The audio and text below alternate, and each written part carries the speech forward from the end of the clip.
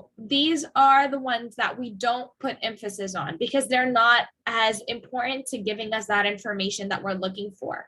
It's just not that relevant to what we are looking for. So most words that are not content words are structured words. So they provide the structure of the sentence. So they give us the structure for the grammar. And structure words are short, and they're words like the, to, and other things. And these words do not carry as much information, which is what I said earlier, as content words. The focus word in a sentence is usually not a structure word. Okay, so ideally it is not a structure word. So it's not a pronoun, not a preposition, not an article, not a conjunction, not an auxiliary verb, and not the verb to be.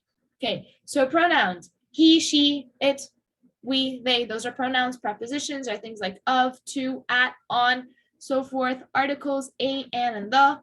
Conjunctions: and, but, yet, nor, or are these things. Okay, can, have, do. These are auxiliary verb, and the verb to be is, was, and were. Okay, so structure words are usually de-emphasized, so they are not as stressed to help make content we focus, to help make a contrast with a focus word. Okay, so that you know that the other one is focused and not this one. Okay, so we use contractions sometimes in English, and that helps us de-emphasize a word, okay? So that we can tell that the word is not important to giving us information. Like you have is you've, he would, he'd, right? Cannot, can't, I will, I'll, all right? So that in speech makes things shorter, which makes things more de-stressed, which helps us then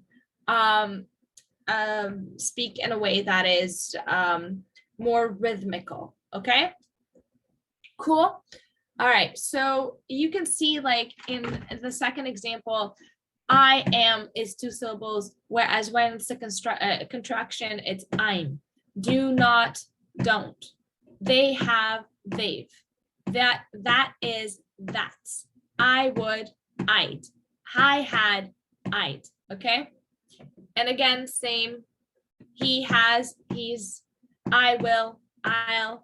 I have, I've, we have, we've, we will not, won't, do you, do. Okay, so contractions make our speech, we're able